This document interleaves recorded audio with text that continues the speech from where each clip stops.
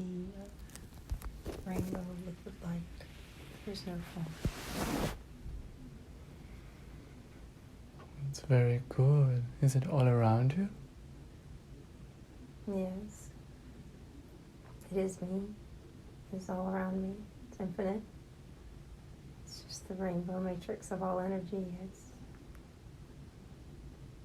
the liquid light. It's formless. It's every color and white, and it's like a star shooting out streams and waves of rainbow liquid light in all directions.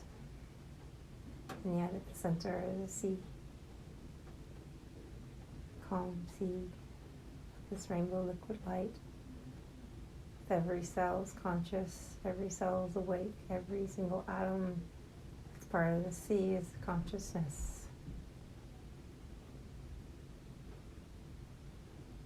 How do you feel being there? It's perfection, tranquil, infinite. It's the underlying fabric of the universe of everything. It's the sea of energy that can be manifest into any form we desire. It's the space between spaces and the time between time. It is the infinite realm where all light and all life are fully dissolved and not attached to any form. It's the pure, eternal perfection. An endless sea washing over our hearts and dissolving any reservations, any fears, any stories. It is the eternal sea of washing and cleansing that we all return to once we pass and once we finally enter the unity of everything. It's the endless sea that washes our souls. It's the shower of love and healing, and yet it is the unity, it is the singularity of light and love.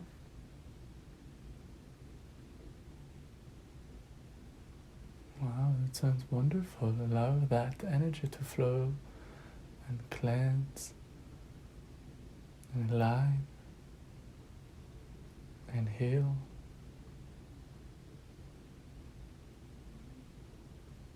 Describe what is happening as it happens. Waves of rainbow light are washing, and it's like a tides. Tides are washing throughout my body back and forth, and yet reminding me that there is no body. Dissolving the edges, blasting through the membrane of skin and flesh and bone. It is the moment of pure surrender and falling back, endlessly falling and floating into the sea of infinity. Nothing to do, no one to be. Pure peace, washing, washing, pulsing, constantly generating from the singular source, outward and inward, around and in, up, down. It's all the same. It's just an endless pulsing rainbow liquid light ocean. Do you feel like you're moving or you're in one place? It is endless tide. There is nowhere to go. It is all one sea. I could put my consciousness into any particular atom I chose and travel anywhere in this infinite sea, and yet it is more relaxing to surrender into the full sea, the full ocean of everything, to fully be one with the oneness of this light. It's all there is this light. All life, all existence, truly, in its essence, is this formless, timeless, spaceless beingness. Sounds so peaceful. So, what to make it change when something's... How did that evolve to something different? Well, you see, when I have surrendered into this pool of infinity forever, into this eternal sea of bliss and perfection, washing against the edges of the consciousnesses of nothing, realizing that there are no edges, there are no boundaries. It is infinite. Infinite formlessness, infinite light.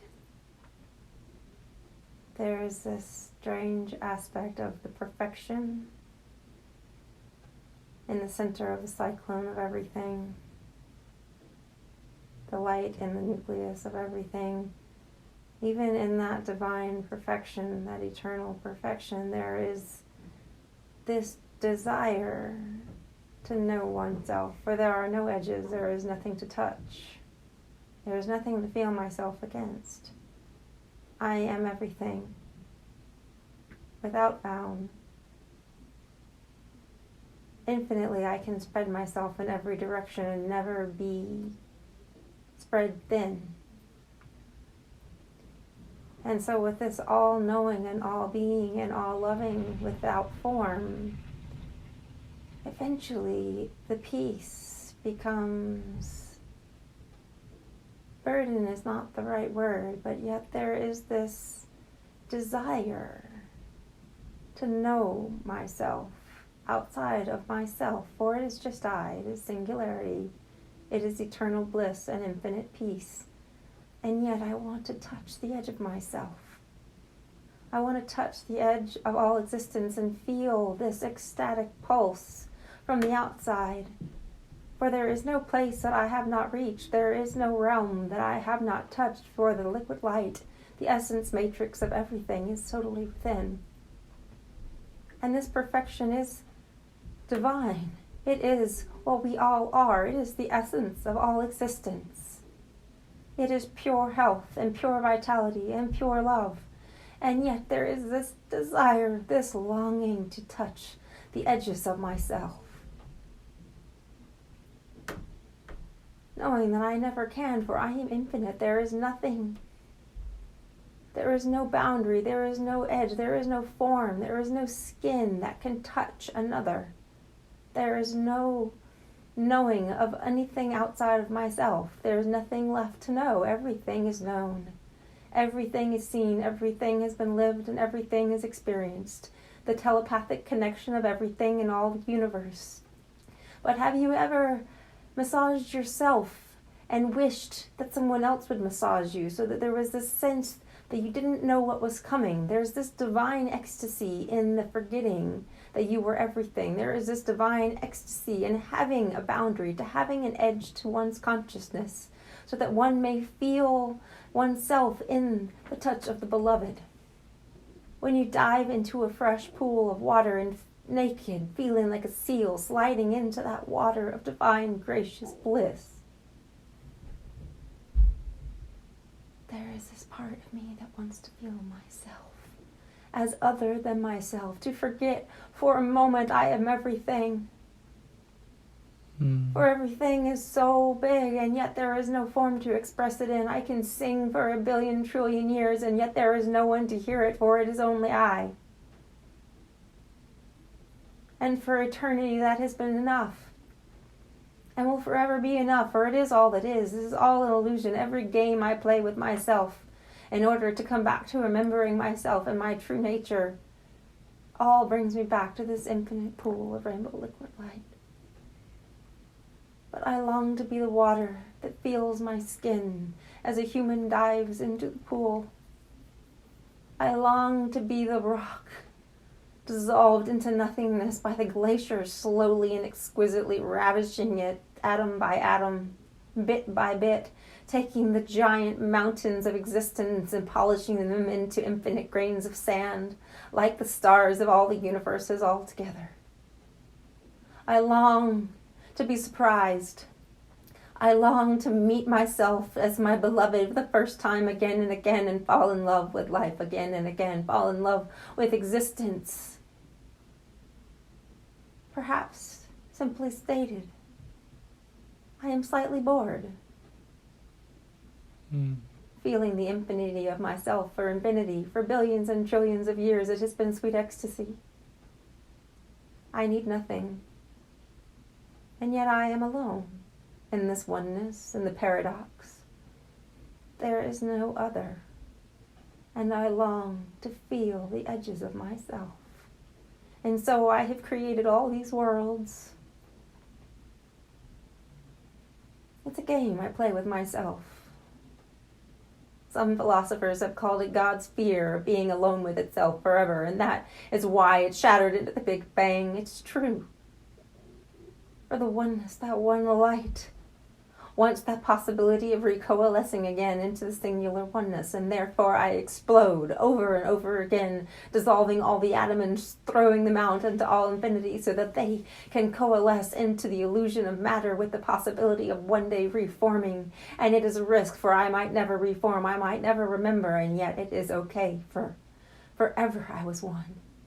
Forever I was the star, infinity. There was no edge to the star. There was no dot of whiteness that you could see amongst the darkness of all infinity in the universe. For infinity, for perpetuity, it was only this and all. And it is perfect.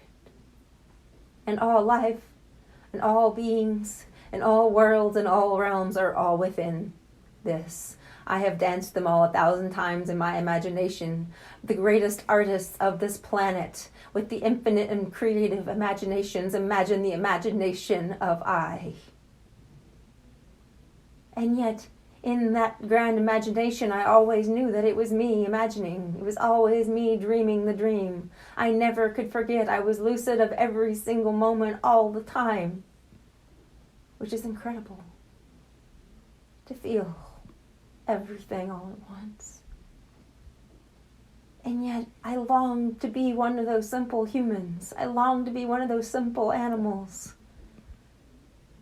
that felt the boundaries of itself against the universe, against the world, against the air. Cold. Mm-hmm. I'm going to put another blanket. Energy can flow. And warm up the body a little bit more. Put one here and put another one. I'd like to request that the energy will align for a little warmer. Take a deep breath. So let's move you to another place where there's a little bit more warmth. Take another deep breath. And moving a little bit forward to another place.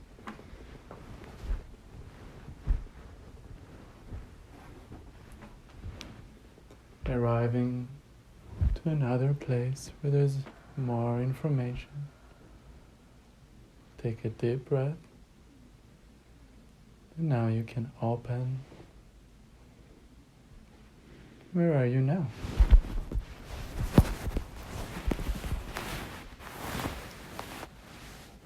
I have chosen to explode. I have chosen to fragment myself into an infinite number of pieces. Each piece seemingly forgetting that it is part of the whole. And yet even this explosion I know deep down is an illusion, for it is all one. The space might be a little greater between pieces, the Big Bang. That singularity exploding, leaving multitudes and fathomless, endless blanknesses of the void. I am the void. And in my imagination, I create the worlds, universes. It's so beautiful to paint with light, to paint the nebula and the stars, to allow them to be born and to die, to witness all unfolding forever. To be a witness. That feeling of being one and the other at the same time, it's exquisite. To feel the edges of myself. It's so refreshing. It's refreshing after an infinitude of oneness with it all. I, of course, grieve. I grieve the omniscient, all-knowingness of it all. I grieve it, and yet I am in joyous rapture of this shift in myself to explode and to spin myself in infinite pieces and allow myself to dance and paint and form each individual tiny little bit, possibilities endless of how I can form and unform, how I can live, be born and die, I have created duality. Out of the infinite of knowing myself and feeling, never feeling alone, for I am all, and yet the strange paradox of being alone, as I am everything. It is so hard to describe. I understand. You're doing a very good job. I'm wondering, what is your first creation as you exploded? And what did you create with that?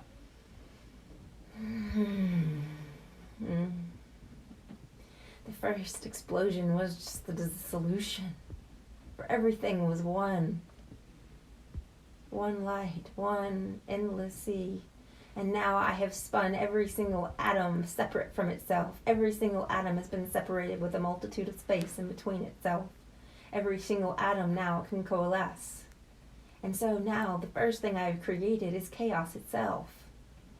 The first thing I created was a surprise. Every single atom now is a surprise. Every single one is a guess. I don't know when it will touch me or when I will touch another, or when we will bump into each other, if I will expand and grow, or whether I will contract and implode, whether I will become a dark hole, whether I become a nebula, a planet, a galaxy, a star, whether I will become life, conscious of itself, whether I will become life, unconscious of itself. It is all now new territory. It is now a totally new game to explore for infinity, and I am overjoyed at the rapturous possibilities of the endless formations of paradise and hell and light and dark. It is so nice to feel duality after an absolute eternity of singularity. And yet I know inevitably I will return once again to my singularity. Once again I will form as all the pieces spread out in infinitude. Eventually they will come back around again and coalesce. And yet the infinity I find in the unknowing, in the mystery that I've created for myself is exquisite. It's exquisite not to know everything for a moment. There is peace in not having everything already known and done and experienced and felt. I get to be new every moment as I am born and die. I get to experience it all again and again. It's absolutely ecstatic.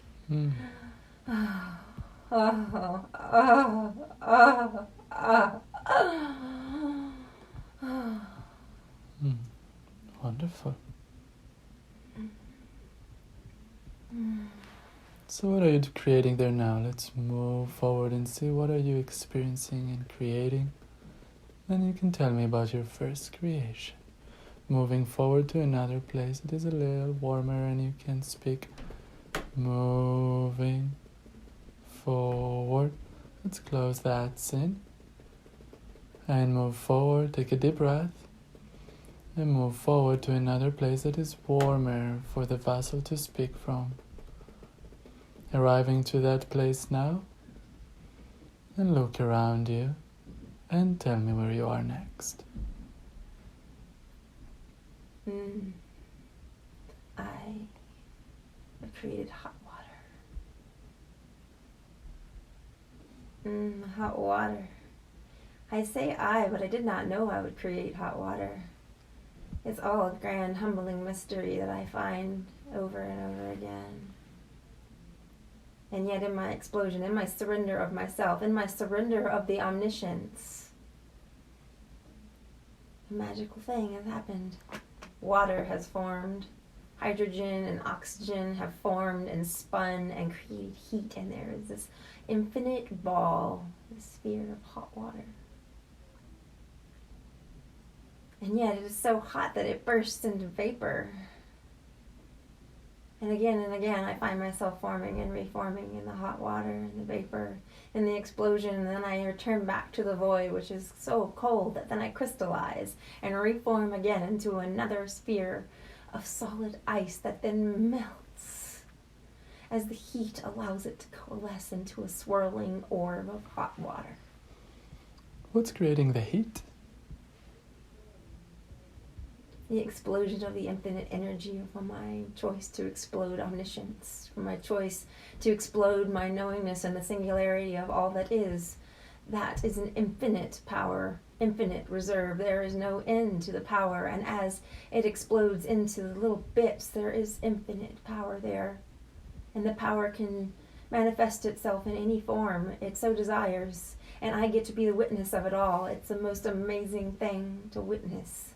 All the infinite ways that I can reform and recreate the infinite cells. It's like a human has exploded itself and sent every single cell in opposite directions and given free will and choice and consciousness to that individual cell. Every cell now in space has its own consciousness to evolve at its own will, and that light has infinite power to power it and sustain it, and therefore every single atom, as it forms and breaks, that breaking and reforming creates the infinite energy of all the eternity, of all the universes, and there is infinite supply. Wonderful. Is water was the first thing that you formed, or was the other things? No. But since this being was cold, it seemed an appropriate Beautiful, thank you. gift to bestow upon her was to warm her in hot water. That's wonderful. Thank you for doing that. Very good. Maybe you can keep her warm and also share with me about, is there anything that you created before that you want to share from your first creations?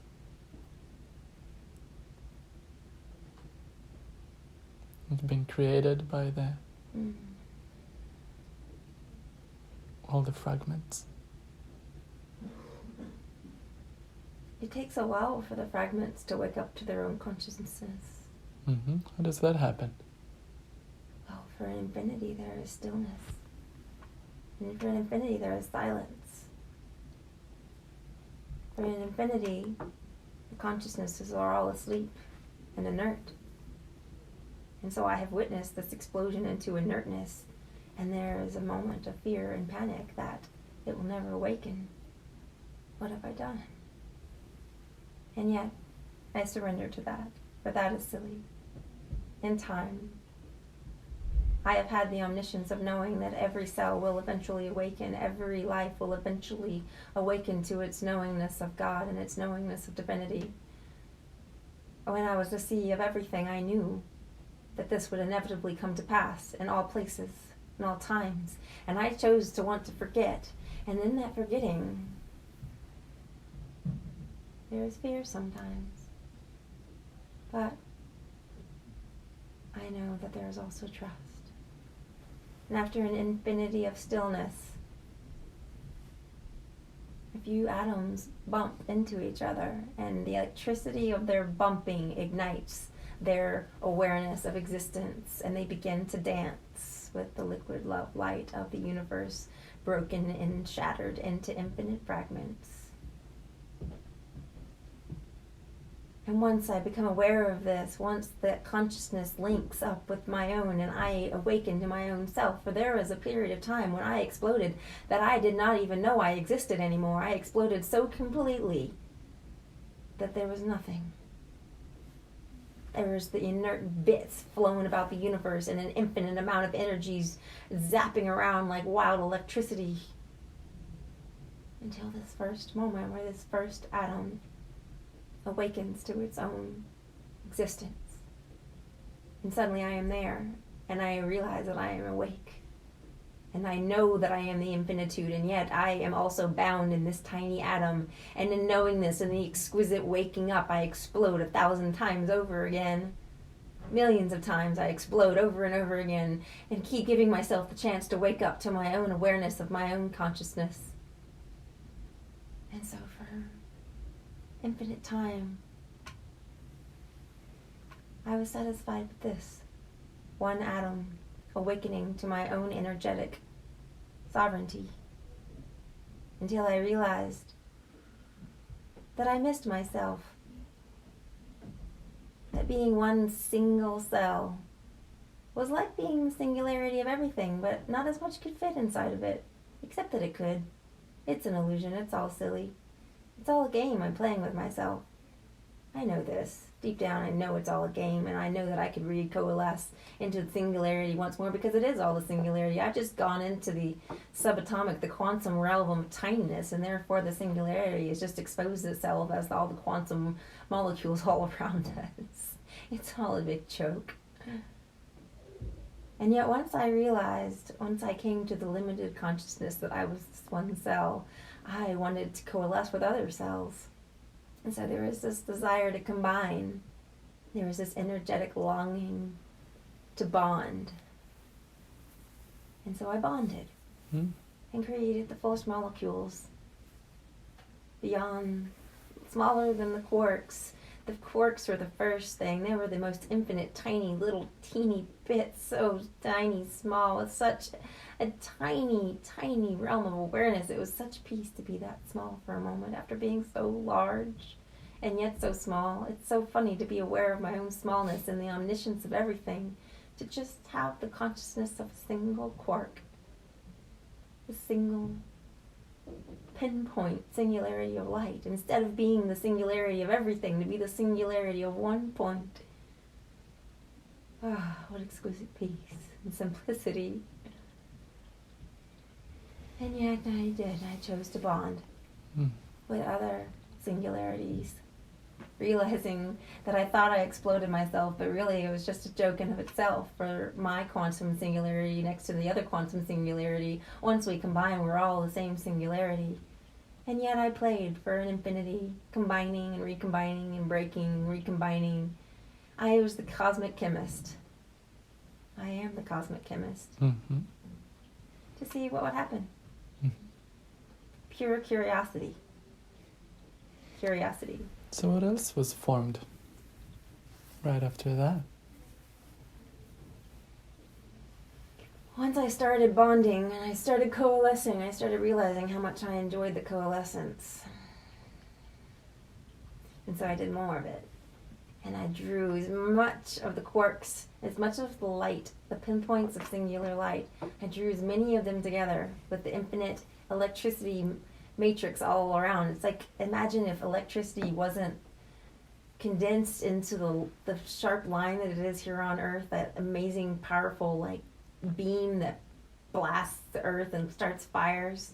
Imagine if that electricity was just free and floating through this matrix. It's like a net. It's like the cosmic grid. It's the seed of life.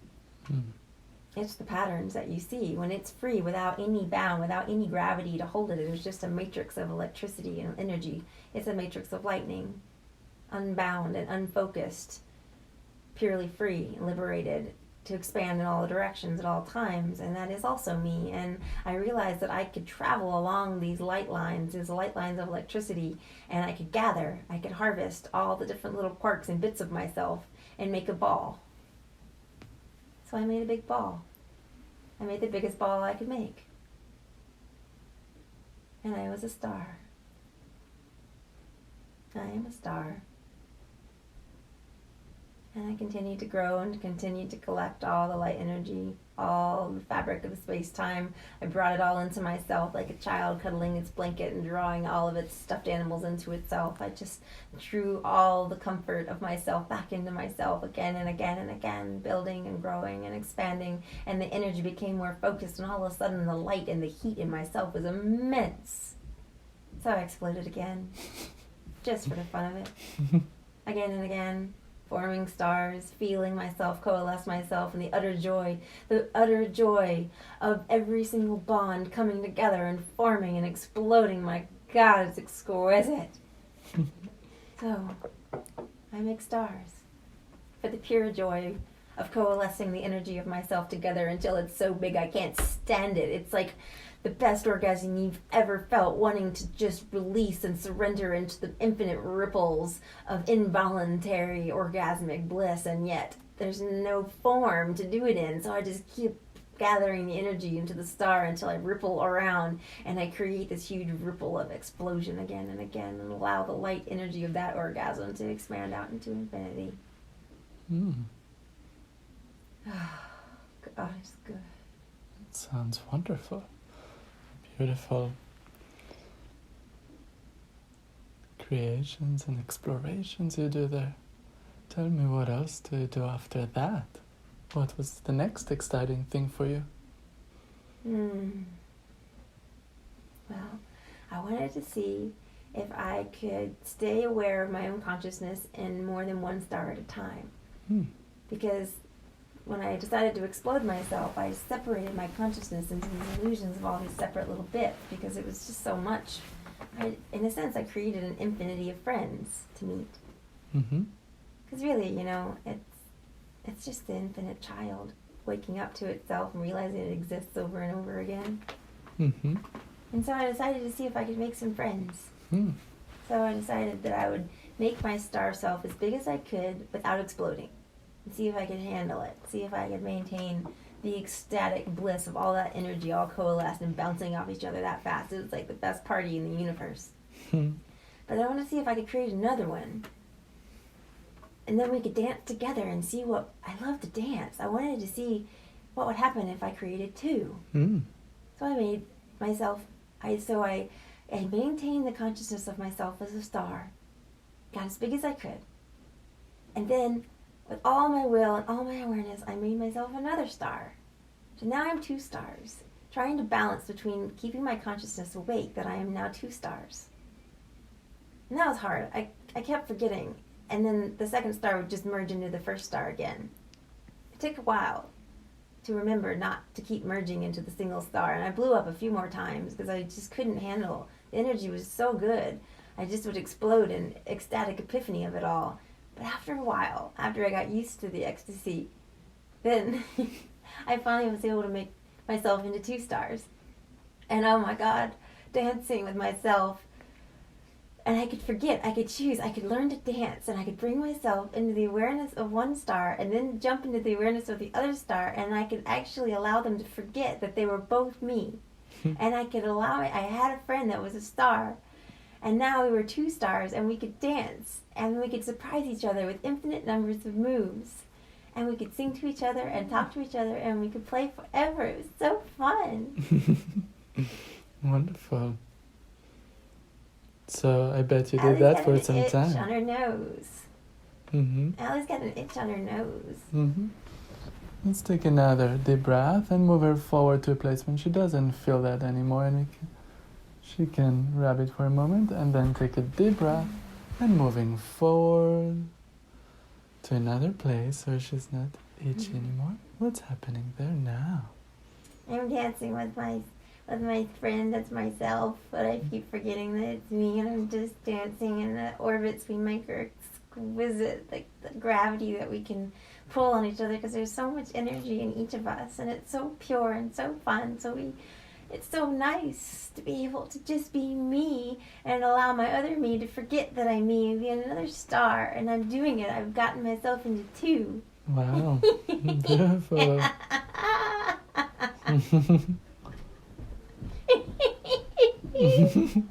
That sounds fun. Let's see what happened next. Keep moving forward to see what you did as your next choice of evolution for you. Okay, so there's been 2 of us now, right? And so now we were like, oh, guess what? Well, we realized, we looked in each other's eyes. Well, there was no eyes, there's no form, but we could see each other. I don't know how to explain it. There's no eyes and there's no form, but we still see through our awareness, our consciousness. Like, humans are the only, we need the eyes, but it doesn't matter.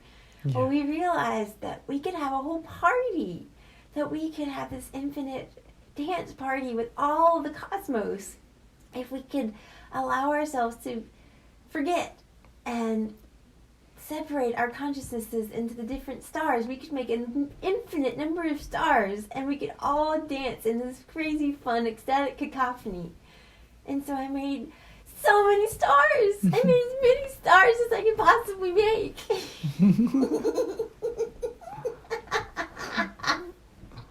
Wow.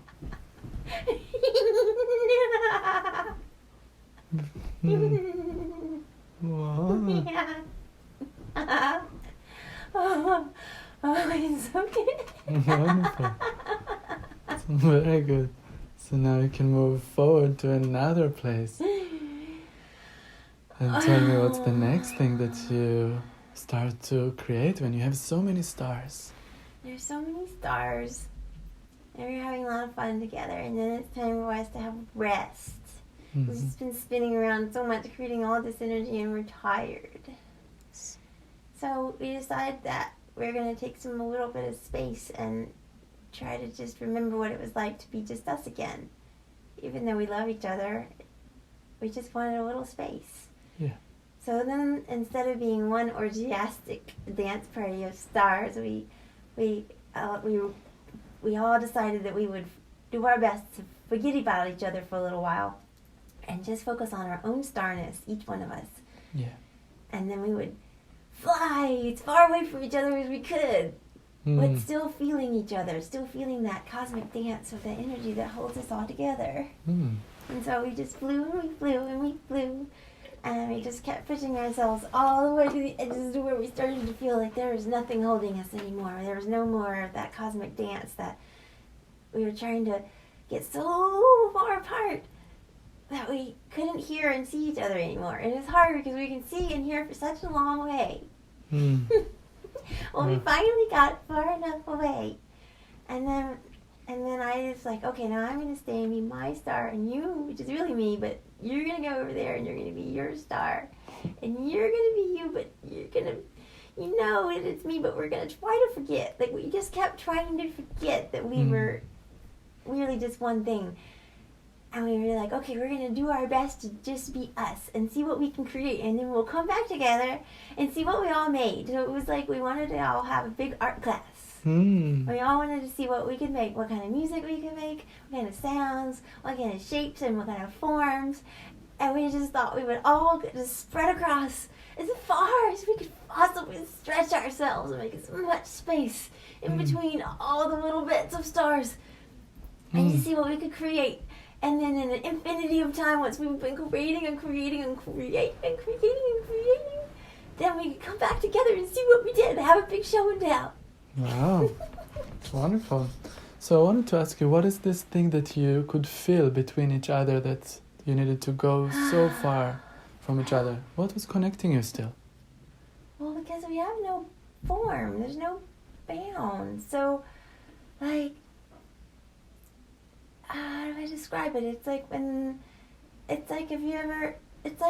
you see, when the astronomers, they look into the sky and they see the stars, and then they see the planets going around the stars, and the planets are bound by, there's this energy in the star, and then there's that shoots out the little bits of itself, so there's not so much energy so that it can harden and become real form, because the stars are so hot, and you're so big, they can't. So you gotta, like, shoot off a little bit of yourself, like, kind of like shooting off a body part. You gotta just let go of a finger and be like, okay, and spit it. You gotta spit it out from yourself, but it's still close to you, and it's still caught up in my ness, in my energiness. And so then I've got these little planets spinning around me, and I like to play and see how far they can get from around me and still be in the orbit, because like sometimes I spin them out too far, and then they go woo, and then they just go flying off into the void, and then eventually they break up into other things, and they become the asteroids and the bits and the dust, right? So if you spin them out too far, then they don't have enough energy in themselves to coalesce. But if I send out just a little bit of myself, a little bit of that light, the light, it's just everything. I don't know how to describe it. The light is everything. You spit out a little bit of light, and then when it's away far enough from me that it's not as hot, then it spins and it cools off and it makes a ball. And so I make balls. I just really like to make balls. Yeah, I really like making balls. So they're so fun because I spin them and they just naturally make the balls. But when they're liquid, they kind of bubble around. They're not solid, and they're really fun. They're like bubbles. They're like humans liking bubbles. It's the same thing, except they're all filled. And so I spit little bits out and see how far I can make them go out, and before they start spinning around me. And so it's that gravity of its presence part of me, and it remembers that it's part of me, and its light is part of me, and so it can't go too far. There's this invisible tether. There's this invisible strings that hold them there, and so they spin around me, and I see how far I can spin them. Let me guess, this is creating a galaxy. Yeah! It's so fun! There's so many galaxies. You can do it in so many ways. It's just infinite number of ways to play with it all. It's so fun. Beautiful. Wonderful. Now, let's move forward to see what would you like to share with me that you did next. Moving forward to the next place. Alright, well, I spent a really long time making stars. Yeah. And a really long time then making little other balls that you guys call planets. And sometimes I like to blow those up. And because they make these really pretty things you call nebulas. And they're my favorite things, even though they're not.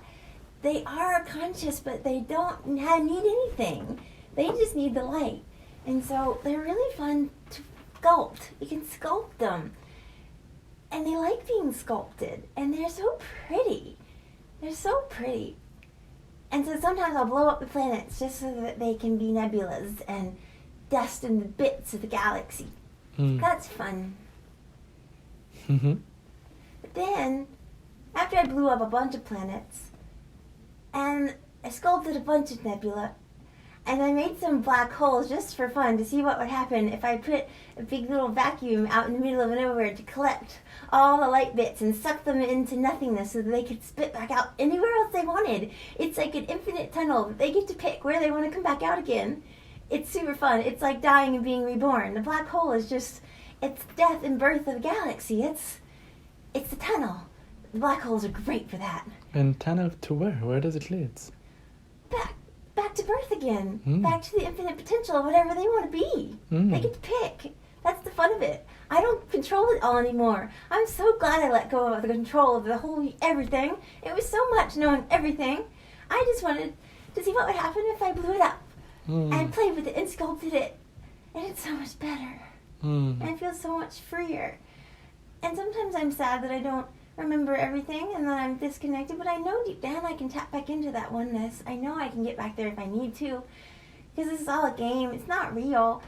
It's just a singularity of my love. I don't know. When it's everything and there's no form, then it's just, there's no story. There's no... The stories, I love stories. I like telling stories, and I like reading stories and hearing stories. And so, after I blew up a bunch of planets, and after I learned to make millions and millions and billions and zillions of stars that are all me, forgetting that they're me, forgetting that they're all the one thing, then I realized that I wanted to take it to another place. Then, all these beings, they really had the consciousness of light. They didn't think for themselves so much. Like, well, they did. Every star would forget that it was all one, all I, and so, but technically it was still all I, and I wanted to see if I could combine the atoms in ways that it would make itself like life. Like, I thought it would be fun if, instead of me choosing to make all the things, instead of me deciding and us deciding to split ourselves up into bits, what if we made something that could split itself into bits? What if we made something that could divide without it's so hard to describe because it is still all me, but I wanted to completely forget and let consciousness itself choose what it wanted to be. And so I thought, well, if I combine these bits of quarks like this, just like this, and I gave them my consciousness light, like I actually, because before it was like I was exploding myself, but there was still this essence of my consciousness in the center. So then I was like, well, what if I can explode my consciousness and put my consciousness into all the little bits, and then they could evolve and decide themselves how they wanted to exist. And so then it seemed really fun to do that. And so I decided to try that. And it was scary because then I was like, well, what if I really blow up my whole consciousness? what if I can't get it back again? And then I was like, that's silly. You know, this is all a game anyway. So just do it. Okay, I'll do it. And so I started little. I just took one drop, like a teardrop of my consciousness, and I flicked it out, and I blew the consciousness into it, I blew the light into it. So I took my consciousness and I flicked it away from myself, which is, I mean, just imagine you're in this infinite matrix of possibility where anything's happening. It's like when you have these like virtual realities where you can create anything. Well, it's like that, but kind of a little bit more advanced. But anyway, so I flicked a little bit of my consciousness out, and then I spun a little bit of the atoms, and I put it in a little pool. I made like a little ball. I made a little orb of consciousness and atoms to see if they could spark and then do it themselves and see what they would do. And they did. They did. It took a little while. First there was just a sea of stuff and energy and light, and there was nothing. But then they started to bounce around on each other, and they did it. They divided all of themselves. It was like two cells, two microorganisms, two single-cell organisms. It divided it into two. It was one. It made itself into one. It did. It coalesced itself into one, and then it divided into two. And for a long time, that's all they did. They just divided into two. And that was so fun to watch them. It was like my little pets. They were so cute. And they were so simple. But they started to need things. They started to forget that they were everything and they were light. And they started to need food. And then they would starve and they would die. And I was like, well, shit. Okay, let's try again. So we tried some more. I tried some more times. And eventually I realized that I had to create a little bit more structure for them, and so that they could make food, because they weren't quite remembering, because it was such a tiny bit of consciousness. It doesn't make sense why I never really understood why they couldn't just do it by themselves. But they always seemed to need me. They needed me to like engineer them just a little bit so that they could do it themselves. But then they did, and it was amazing. So then I've just been going around to all the different planets and inviting my friends, and I was like, hey, you guys! Hey, stars! Guess what we can do? If you make planets, you can make life, and then other bits of myself that were stars, they were like, we figured it out too! We did it like this! And all of a sudden I realized that we were all doing it. It was really cute. But we'd all forgotten. We didn't know, so we came up with, it's amazing when you don't know, it's amazing what you can do. So they were so different. I would have never thought of it. And yet, I was me thinking of it. But it's just funny. That's the cosmic joke, right? Is that it is all me. It is all a game. And yet, it's a really fun game, because the forgetting and the remembering is the best part. And so... So how did you create food? What did you engineer there to make it stay? Okay, well, you would call them the mitochondria, I believe. And hot... You would call them the mitochondria, and in a sense, I kind of got together with one of my other star friends, and they had done better at giving the cells the ability to make food, but they hadn't done as well as making the cells be able to divide and replicate themselves, which was the point, to see if they could divide and replicate. And for many years, they would just fully divide, and they'd just be separate. And then another one of my star friends had figured out how to make them divide and stick together. And so it was all really fun. So we finally decided to use this mitochondrial system to generate energy to be able to break apart the quarks in order to make them more digestible for beings that forgot that they were God. And so we basically just created like a quark digester, or like an energy digester. So we found a way to digest the light into a form for a being that has forgotten that it's everything. And so we did that, and that enabled us to not only give the single cells the ability to divide and replicate, but then after we let that go for a little while, then we realized we could combine ideas from some of the different star systems, and we could allow the cells to stay coalesced. so that they could start to grow into a little bit more differentiation. Because even though at the single cell we could have gone to all the complexity that we really wanted, having a little bit bigger, a little bit more complex cell structure allowed us to have more flexibility in the life force capacities of the life that we were kind of creating. And it's all just been this really fun experiment so that we can come back to love. The whole point is that all these little beings have friends. Or they can be alone. And it's all good. But, I just really wanted everyone to be able to play with each other. Yeah. And it seemed like if it had form, then it could play in this way that I always wanted to. And I wanted to feel the edges of myself, but I was infinite. So I could never find the edges of myself. And I wanted to feel the edge. And so by creating these little beings, we were able to feel the edge. And it's so nice. It's really fun. So those beings that you created, I'm wondering about if they have feelings, emotions, like we do, or it was a different ways. Well, let's see.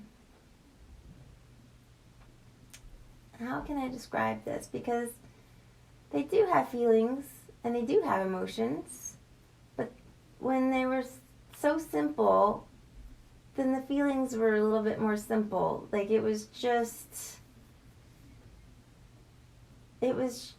this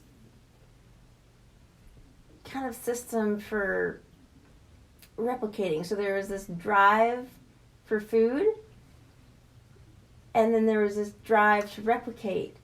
And you'd have to have enough energy inside in order to have the energy to divide. Yeah. And so there was sort of just this, we didn't really know what would happen exactly, but what was cool was that they would feel these drives, these instinct, these inner desires to eat the energy, the energy would be made. And they knew that by gathering that would allow them to divide. So then there was it created these base desires for survival to exist, which would be to eat. So there was this fundamental root need for the energy to sustain and the desire to gather that in order to exist and to maintain its existence. Because if it didn't keep eating, then it would explode usually, or it would just shrivel up. And so there was this. Yeah. And then there was always the lifespan, when we were learning how to make the different little cells, sometimes as they were making them cells, the cells would be too fragile or too thick, and they wouldn't transfer very well. And so it's been a long game of watching life figure itself out. And we can't help but help out a little bit, but we like to see how much they can do without interfering. Once we got the very basic thing of the quark and the light digesters, that was after I made the light digester. I really didn't want to do anything else for a long time because I really wanted to see what would happen, because then I might get to know a brand new friend, and I just had no idea if I could forget that it was me, what I might create. And it was really fun to discover the capacity, the creative capacity that I had when I could forget that it was all me. Yeah, wonderful. So then what did you discover and what happened next? Well,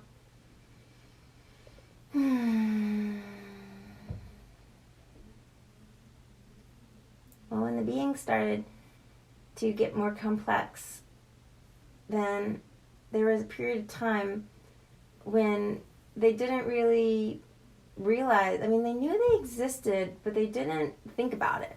There was just this deep desire to exist, but there was no ability to really think thought so much. There was just this, I don't know, it's hard to describe. It was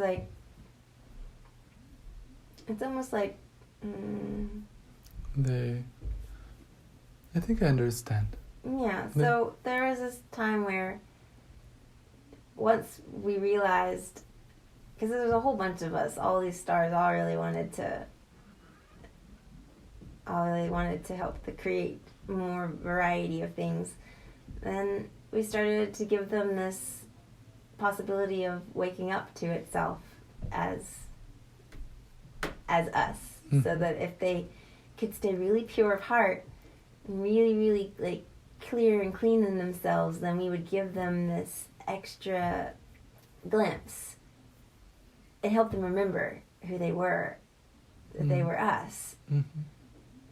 But that was I guess later, because first, before we let them realize they were us, first we had to first create just that ability to realize they weren't. We kind of gave them not false programming, but we had to let them know that they were on their own in a sense, so that they would be motivated to, that when we created that drive, they had to be motivated to exist for themselves, but they didn't really have much awareness then that they weren't us. They just didn't think about it. They just did their thing. But eventually we wanted to see what would happen if they saw themselves as separate from us. So then we allowed that game to play. And then we realized that it might be better for them to realize who they were, because that's when some of the mess really got started, when they started, they started acting really funny. So let's take another moment there. It's a very interesting part when things started to get a little different, right? It was part of the game. Yeah, it's part of the game. So what changed that started to look a little different than what you thought it will? Well, I thought that everybody would just want to love each other and play with each other. But sometimes they would forget about their mitochondria, that they could harvest the light. They forgot that that's what that their own cells could generate everything that they needed. They started forgetting over time. They started kind of compartmentalizing their mitochondria within their cells so that they couldn't be as free. And so then they started thinking that they needed to eat other life beings in order to survive. And so then it created this predator-prey thing that I wasn't expecting. I guess I should have realized it, because when I was omniscient, some of my games did that. But I forgot that when I wouldn't realize that I was omniscient, because like before in all the games I could kind of just like, if it got too far I could just be like, and just erase it. This is my own imagination anyway, and I'd just be like, okay, enough of that. Let's back that one up. But once they forgot that they were me, some of those imaginations that I would have a little bit more ability to kind of just let phase out if I didn't want them to exist, then they just kept perpetuating that thing. Mm-hmm. And I didn't quite know what to do. And at the same time, it was all me, and it was good. I noticed what was really good was that beings, when they die and then slip back into the oneness, like they needed to die, because at first they weren't dying, right? They were just like, once they really figured out how to use their mitochondria, then they could just sustain themselves forever, and that was great and all. But there was something in the dying and the being reborn that allowed a lot of them to have a little bit more compassion and a little bit more it allowed them to generate this feeling of love for each other when they knew the preciousness of it. Some of the beings that could live forever did great. They really became these really beautiful, wise, creative beings, and were creating all sorts of beautiful things. It was amazing to witness. Things that we would have never thought of if we were all together in a way. There was almost this part about the forgetting that really allowed some really beautiful diversity, but some of the ones that never died kind of stopped wanting to be part of everything. They didn't really want to be part of me anymore. They wanted to be on their own, and they wanted, I don't know, like, I don't mind if they want to be by themselves, but they didn't want to realize that they were part of it all. They wanted to be separate, and then they started hurting other people, and it made me feel sad. Yeah. So what's happening in the dying process? So the dying process, what's good for that is that, so when I was creating all these lives, then I started creating these souls to go into the lives. Like there was this merging where I started to take little bits of that star energy, just the tiniest drop, and allow them to spin on their own and realize that they were eternal, that they would never really die. I know you think stars die, but they do and they don't. It's all an illusion in the material world, but started to create these little tiny drops of stars to put them into the lives to see what would happen then. I mean, I had done that before, but in a smaller degree. So this time I kind of put a more coalesced soul, like a soul that would transcend the different lives. So before, at one point I was just making lives where once the life would explode, then all of its energy would just go back into everything and it would just completely dissolve. But then I wanted to see what would happen if there was an eternal consciousness, if there was this oneness of God that could, of all, that, it's hard to find the right words. There is this realization that I wanted these little bits. I was noticing that there would be these epiphanies, that these lives would have these epiphanies of what was happening. There's these little tiny epiphanies that they could work together, or they could help each other out instead of always just being concerned about developing their own mitochondrial stores. There was this sweetness that I started to see, but then when they would explode, and eventually if they would die, it just all went straight back into me again, and when they started over again, they were totally fresh every single time. And so I was like, well, what would happen if I put a little bit of my light energy, a little bit of that star energy, just a tiny touch, and I let it be its own eternal self, and put that in, like basically I took a star, a tiny, tiny star, and I put it inside of these life forms that are starting to be created that would persist even after the thing died. Because what was happening when they didn't have that was that they weren't learning any lessons, and they were just kind of, I don't know, it just seemed I don't know, there was something about it that felt pointless to me. And so I decided that if I put a little bit of this eternal consciousness into the soul, that yes, it would still return back to the oneness of me, but it could still, as it was in this game of evolving life, it could stay and hold on to the lessons that it learned, so that it could actually evolve itself. And just because that was when it got really good, because then I could witness these little beings of soul energy and my own light energy do pretty like intense and scary and bad, not bad, but just they're not treating each other all that well. But then they started to feel what that would feel like, and I really wanted them to be able to learn from those things and to keep it going, because it was like they had no memory of anything. Every time they'd start over again, it was like, oh, la, la, la, here we are. And I wanted them to be able to see if they could keep refining their little stars to be the absolute perfect expression of love again, because that was the point. Well, the point isn't to just stay separate forever. The point is to come back together again, and then maybe I'll explode again. But, then I started getting a little lonely of not being my whole big self. And I was glad I played the game, but I wanted the chance for the game to come back around again, and I just saw the game was just getting more and more complex and more big, and I wanted to see if maybe I could bring the thing back and give these beings a chance to truly, truly merge back in with that exquisite oneness of that formless rainbow sea that is everything. And so then I decided to merge the little tiny stars with various forms of life, because in the death process, in this just sort of, in the death process, there's this, it teaches this letting go of the attachment to the form and the attachment to the game, because in a sense that's the point. It's like I made this game, and at the same time, like, it's just a game, it's not real. And so, but for the game, it's just going to keep going forever unless I give it a chance to come back into that perfect divine union once again. Yeah. And so now it's this fun game of merging that soul light with the life Mm. and see what happens. And it's been pretty cool to see what happens. Beautiful. Thank you so much for all this beautiful information. Now I want to ask and to check if the vessel is doing well or need a break. Vessel needs to pee. That's what I felt.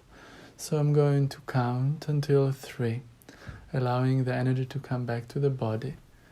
And then I'm going to say the keywords again. She'll go right into the deepest level of relaxation. You can keep her in a little trance.